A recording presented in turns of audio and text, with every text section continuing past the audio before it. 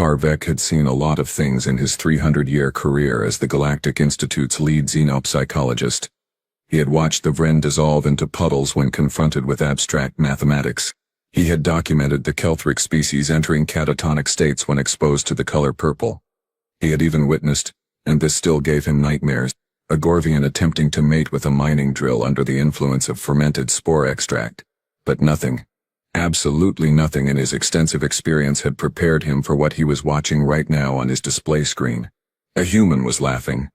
During a firefight, while being actively shot at by hostile forces armed with plasma rifles capable of turning organic matter into steaming puddles of regret, and not just nervous laughter, not the high-pitched keening of a mind breaking under pressure, but genuine, from the belly, tears rolling down the face, doubled-over cackling laughter, as projectiles zipped past his head, as explosions rocked the ground beneath his feet, as his fellow soldiers screamed tactical coordinates and warnings about incoming threats. The human, designated Private First Class Johnson, according to the file metadata, was laughing so hard he fell over. Then, and this was the part that made Karvek's primary thinking organ hurt, he continued laughing while lying on his back, returned fire at the enemy position with his ridiculous chemical propellant weapon, hit 3 targets with remarkable accuracy, and gasped out something that the translator matrix rendered as, "Hey Sarge, I think they are compensating for something with those big guns." Another human voice, presumably the sergeant, responded with, "Johnson, if you die laughing, I am putting that on your memorial plaque." More laughter erupted from multiple sources. The entire human unit, 12 individuals, all of them bleeding from various wounds, all of them pinned down in a tactically disadvantageous position, all of them statistically likely to die within the next 6 minutes according to Karvek's combat analysis software, were laughing like they were attending some sort of social entertainment event. Karvek paused the footage. He set down his datapad with extreme care, the kind of care you employed when handling volatile explosives or your supervisor's ego.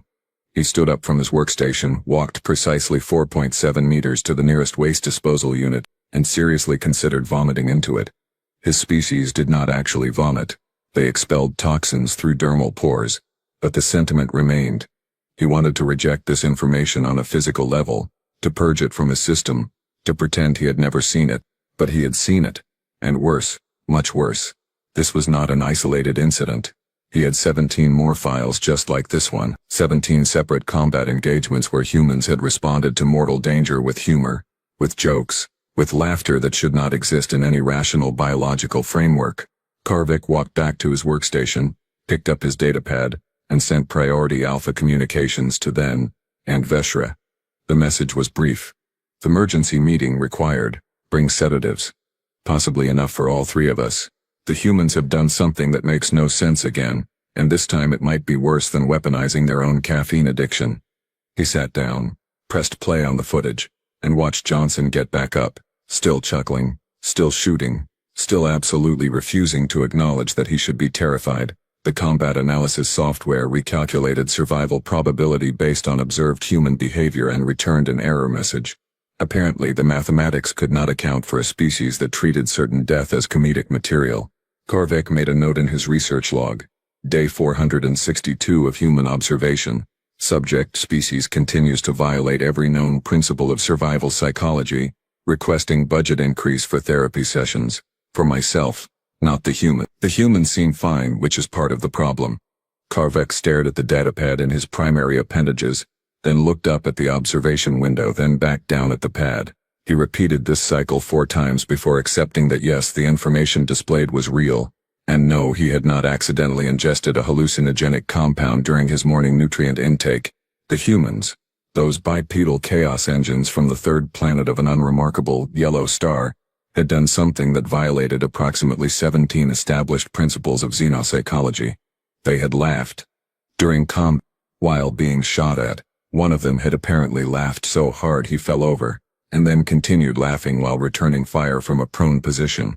This cannot be accurate, Karvek muttered, his translator converting his clicks and whistles into galactic standard. The data must be corrupted. But the data was not corrupted. Karvek had checked, twice. Then he had checked again, because hope springs eternal, even for a scientist whose career had been built on cold, hard facts. He was the head of xenopsychological research at the Galactic Institute, had spent 3 centuries studying the behavioral patterns of 247 species, and not once, not ever had he encountered anything like this. Species that screamed in battle? Common. Species that entered berserker rages? Documented extensively. Species that maintained eerie silence while fighting? Sure. Terrifying but understandable. But laughter? Genuine. From the abdomen, tears in the eyes laughter, while bullets or plasma bolts, or whatever primitive projectiles they preferred, zipped past their fragile, easily punctured bodies. That was new. That was wrong. That was, and he hated to use the technical term, completely insane. Then arrived at Korvik's laboratory approximately 40 minutes later, moving with the kind of speed that suggested urgency, but also the kind of caution that suggested he really did not want to be there. As chief military analyst for the Galactic Defense Consortium, Dan had seen some things. Horrible things. Things that made other species reconsider their life choices. But the expression on his face, if you could call the arrangement of his facial sensory organs an expression, suggested that whatever Korvik wanted to show him might top the list. "You summoned me with a priority alpha code," Dan said, his 4 eyes blinking in sequence. The last time someone used that code, the Kreeth had figured out how to weaponize quantum uncertainty. "Please tell me the humans have not done something similar." "Worse," Korvik replied, gesturing toward the holographic display. "They have weaponized their own psychological instability." Vashra entered the lab at that moment, because timing in the universe operated on dramatic irony, and she was the Institute's foremost combat psychologist. Her species communicated partially through color shifts in their dermal layers, and right now, she was displaying a shade that roughly translated to deeply concerned with a hint of existential dread. "I received your message," Veshra said, her voice modulator rendering her chemical signals into words. "You said it was urgent. You said it involved the humans. You said I should bring sedatives. The sedatives are for us, not them," Korvik clarified. "Please, both of you, observe." He activated the holographic playback. The footage showed a human military unit, designation Charlie Company, engaged in what the humans called a firefight, which seemed like an inadequate term for the chaos displayed. The humans were pinned down behind various pieces of cover, enemy forces advancing from multiple directions, projectile weapons creating that distinctive crack-crack-crack sound that meant you are probably going to die soon. And then, clear as anything, one of the humans said something. The translation matrix rendered it as, "Hey, Johnson, remember that thing your mother said about choosing a safer career?" And then he laughed. Others joined in. Not nervous laughter, not the high-pitched keening of hysteria. Genuine amusement, the kind you might hear at a social gathering, while discussing something mildly entertaining. Ben's eyes stopped blinking in sequence and just. All 4 at once stayed open. "No." "Yes," Korvik confirmed. "That is not possible," Veshra said, her skin shifting to a color that meant questioning the nature of reality itself. "And yet," Korvik gestured at the display where a human-designated Marcus Webb had just made another joke. Something about inadequate dental coverage while actively bleeding from a shoulder wound.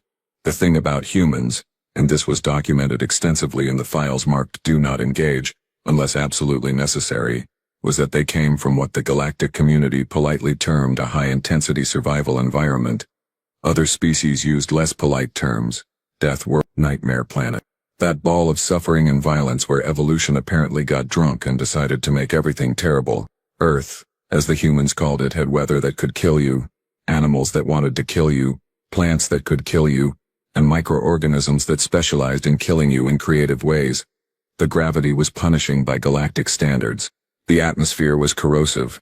The tectonic activity was absurd, and somehow, impossibly, humans had not only survived but thrived, developing complex societies, art, philosophy, and an absolutely baffling sense of humor. Previous encounters with Death World species had established certain patterns. They were aggressive. Yes, dangerous. Absolutely. But they were predictable. You knew what you were getting. A Kraelthar from Sigma Draconis Thorth would charge at threats with single-minded fury, immune to pain, unstoppable until you put enough firepower into them to matter. Terrifying but understandable. Humans, though. Humans were different. They did things that made no sense from a survival standpoint. They formed emotional attachments to other species and kept them as companions, even though those species could not contribute to survival. They created art about their own mortality and found it entertaining. They had entire categories of humor dedicated to inappropriate timing, which they called dark comedy or gallows humor, and they thought it was hilarious. The galactic community had classified humans as unstable but potentially manageable, approximately 60 years ago when first contact had occurred. That classification was looking more and more inadequate with each passing cycle. There must be an explanation, then said, still staring at the frozen hologram. A chemical imbalance? A species-wide neurological condition? I thought so too, Karvik replied, pulling up additional files. But look at this. And unfortunately this. More footage played. Humans joking during a ship breach, making puns while under siege. Singing, actually singing during an ambush. In one particularly disturbing clip, a human medic was treating wounded soldiers while keeping up a running commentary about the quality of enemy marksmanship, critiquing their technique, offering suggestions for improvement, all while people were actively trying to kill her. Veshra's color shifted through several shades that did not have pleasant translations. This violates everything we understand about stress response. When confronted with mortal danger, a species should experience fear, triggering either fight, flight, or freeze responses. It is what is laughter even for? According to human research, Karvik said, pulling up more files, laughter serves multiple social and psychological functions: bonding, stress relief, cognitive reframing, social signaling. But this application of it is unprecedented. The research team spent the next several cycles analyzing every piece of combat footage they could access, which was substantial, because humans had been involved in approximately 47 conflicts since joining the galactic community, and they documented everything. Humans love documentation.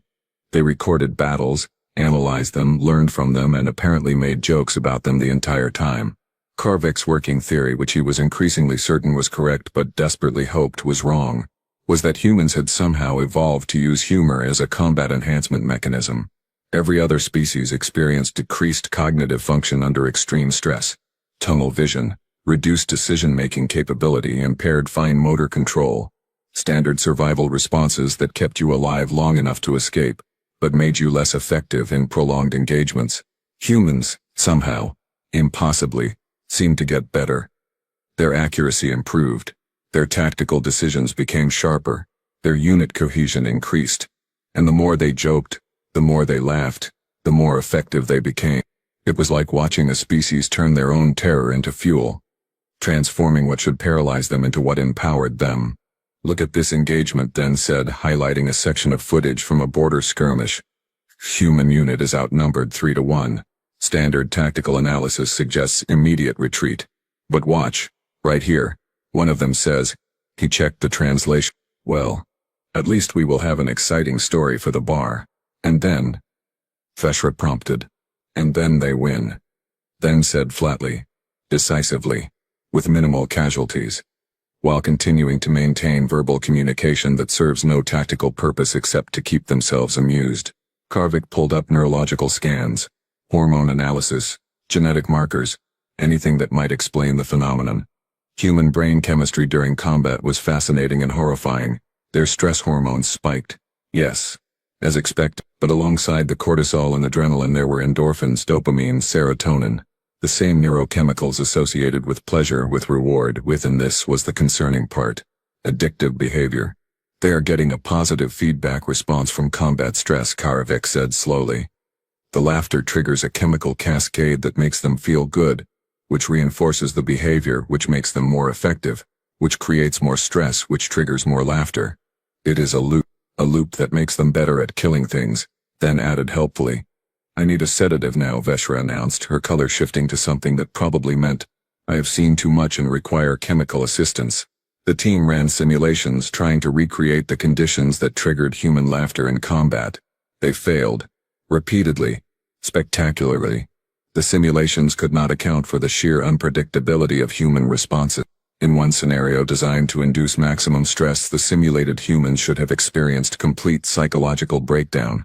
The actual humans, when placed in a similar situation during a training exercise, started a betting pool about who could make the best joke under fire. This is impossible to model, then said, staring at the simulation results. Their behavior follows no logical pattern. It is as if they actively choose the response that makes the least sense from a survival perspective. Unless, Karvik said thoughtfully, survival for humans does not mean the same thing it means for us. We think of survival as avoiding death. What if humans think of survival as maintaining psychological cohesion? What if the laughter is not despite the danger, but because of it? What if it is how they keep their minds intact when everything around them is trying to break them? That thought sat in the lab like a physical presence. Uncomfortable and unavoidable. More evidence accumulated. Humans singing in the trenches. Humans making elaborate pranks in active war zones. Humans nicknaming their enemies with absurd titles and then using those nicknames in official reports. One human commander had apparently renamed an enemy position Frank's House of Inadequate Life Choices, and the name had stuck, appearing in 3 separate after-action reports. They are mocking death itself, Veshra observed. Not out of disrespect, but as a weapon. They are refusing to let fear control them by turning it into entertainment, which makes them, Karvik concluded, possibly the most dangerous species we have ever encountered. Because you cannot intimidate something that thinks fear is funny. The breakthrough came when the research team finally secured permission to interview an actual human, not just study them from a distance like particularly volatile chemical compounds. His name was Marcus Webb, sergeant in the Human Marine, currently on leave after a deployment that had gone, in military terminology, completely sideways. He entered the interview room with the kind of casual confidence that suggested he either did not understand the situation or understood it perfectly and found it amusing. Karvik suspected the latter. So, Marcus said, settling into the chair designed for human physiology, I heard you folks have some questions about why we laugh when people shoot at us. That about right? That is, yes. Essentially correct, Karvik replied, trying to maintain professional composure. Your species displays behavioral patterns that contradict established psychological principles. We are attempting to understand the mechanism. Marcus grinned, which Karvik had learned was a human expression that could mean anything from genuine pleasure to imminent violence. Context dependent. Doc, you ever been in a situation so messed up, so completely beyond repair that the only thing you can do is laugh about it? No, Karvik admitted. My species experiences stress through chromatophoric expression and pheromone release. Right. Well, that is the thing about us humans, Marcus said, leaning forward. We come from a planet that spent millions of years trying to kill us. Everything there wanted us dead. The weather, the animals, the diseases, all of it. So we evolved this neat little trick. We decided that if we were going to die anyway, we might as well make jokes about it. Then, observing from behind the one-way screen, made a note that roughly translated to, this species is clinically insane and I want no part of this conversation. But the laughter improves your combat effectiveness, Karvik pressed. It is not merely a coping mechanism, it actively enhances your performance. Sure does, Marcus agreed. You know what is really scary in combat? Silence. When everyone is quiet, that is when you know people are losing it. Fear is creeping in, but when someone cracks a joke, when someone makes the whole situation seem ridiculous, suddenly you remember that you are not alone. You are with your unit, your friends, and if you are going out together, and you might as well make it memorable. He paused, considering. Plus it really messes with the enemy. You ever try to maintain tactical superiority against someone who keeps making fun of your aim? It is psychologically destabilizing for them, and confidence building for us. When Veshra's color shifted to something that might have been grudging respect or possibly nausea. The translation was imprecise. You weaponized your own psychological defense mechanism, Karvik said slowly. You took the thing that keeps your mind intact and turned it into a tactical advantage. We weaponize everything, Marcus said cheerfully. It is kind of our thing. Fire, atoms, coffee, passive-aggressive meeting notes, you name it. Why not weaponize joy? That sentence would haunt Karvik for the rest of his very long life. The interview continued for another hour, with Marcus explaining concepts like gallows humor, laughing in the face of death, and something called, if you don't laugh you will cry, so you might as well laugh. Each explanation made perfect sense from a human perspective, and absolutely no sense from any rational biological standpoint. Here is the thing you folks need to understand, Marcus said as the interview concluded. We know we are fragile. We know our bodies are basically meat balloons full of important fluids that need to stay inside. We know that one decent hit in the wrong place and we are done. But we also know that fear is a choice, and we choose not to be afraid. Or, More accurately, we choose to be afraid and do the thing anyway, and make jokes about it because what else are you going to do? Cry, that is not going to stop the bullets. After Marcus left, the three researchers sat in silence for approximately 10 minutes. I want to change careers, then announced. Perhaps something in agriculture. Vegetables do not laugh at danger. I need more than sedatives, Veshra added. I need a complete memory wipe of this entire interaction. Karvik said nothing, because he was having what humans might call an epiphany, and what his species called a catastrophic realignment of fundamental understanding. The humans were not unstable. They were perfectly stable, just stable in a way that made no sense to anyone who had not evolved on a planet actively hostile to life. They had taken the stress that should break them and turned it into bonding, entertainment, and combat effectiveness. The research team requested permission to observe human military units in actual combat situations, because apparently they had not suffered enough. Permission was granted, mostly because the Galactic Defense Consortium wanted to understand what they were dealing with before humans inevitably ended up fighting alongside or, more terrifyingly, against other member species. The observation took place during a border patrol mission that went wrong when raiders decided to test the defenses. The human unit responded with textbook tactics, excellent communication, and, yes, constant jokes. One soldier took a grazing hit to the leg and immediately said, "Well, there goes my modeling career." Another pointed out that the enemy's formation was giving strong "we did not read the manual" energy. The unit commander, calling in fire support, somehow managed to include a pun about artillery in his communication, and they won, easily, decisively. While left, Karvik watched from the safety of an observation ship and understood finally what made humans so dangerous. It was not their technology, though that was impressive. It was not their aggression, though they had plenty. It was that they refused to let the universe break them. They took everything terrible, every moment of fear and pain and danger, and they transformed it into something they could share with each other, something that made them stronger. They had weaponized hope itself. The report to the Galactic Council did not go well, which Karvik had anticipated, but the level of denial displayed by certain council members exceeded even his pessimistic expectations. Chancellor Orvix, a methane-breathing bureaucrat from a low-gravity world, listened to the entire presentation with what could only be described as mounting horror. "You are telling me," he said slowly, "that the humans become more effective in combat the more danger they face because they think danger is amusing." "That is an oversimplification, but essentially correct," Karvik confirmed. "Their laughter triggers a neurochemical response that enhances cognitive function, unit cohesion, and tactical decision-making. They have, through millions of years of evolution on a hostile world, turned their stress response into a performance enhancement mechanism." "This is absurd," another council member declared, her translator rendering her outrage clearly. "Species do not work that way. You are suggesting they violate fundamental biological principles." "I am suggesting," Karvik said carefully, "that humans evolved under conditions none of our species experienced. Earth is classified as a Class 12 death world. The next highest classification for a homeworld of any council species is Class 7. Humans had to adapt to survive, and this is how they adapted." Then stepped forward with the military analysis. "If I may, Chancellor, the tactical implications are significant. Human units consistently outperform predicted outcomes in high-stress situations. They do not break under pressure, they get better. Attempting to intimidate them through displays of force or threats is counterproductive, as they appear to find such attempts entertaining." "You are recommending we do not engage humans in prolonged conflict," Orvik said, reading ahead in the report. "I am recommending," then replied, "that we never, under any circumstances, engage humans in prolonged conflict, unless we are prepared for casualties that escalate proportionally to our attempts to inflict them. They are a species that becomes more dangerous the harder you try to kill them. This is, strategically speaking, a nightmare scenario." Veshra provided the psychological assessment, which was essentially, they are all insane but in a highly functional way that makes them excellent allies and terrifying enemies.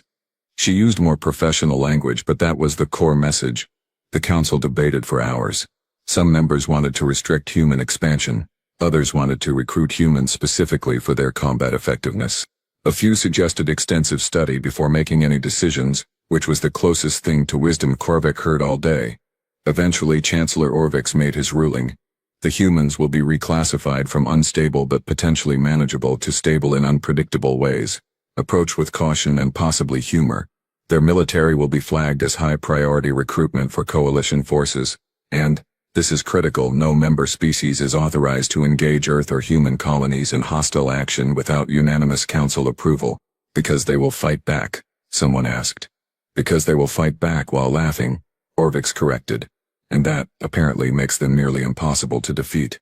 Karvik stood in the observation deck of the Institute, watching a human transport ship dock at the station. He could hear laughter from the docking bay.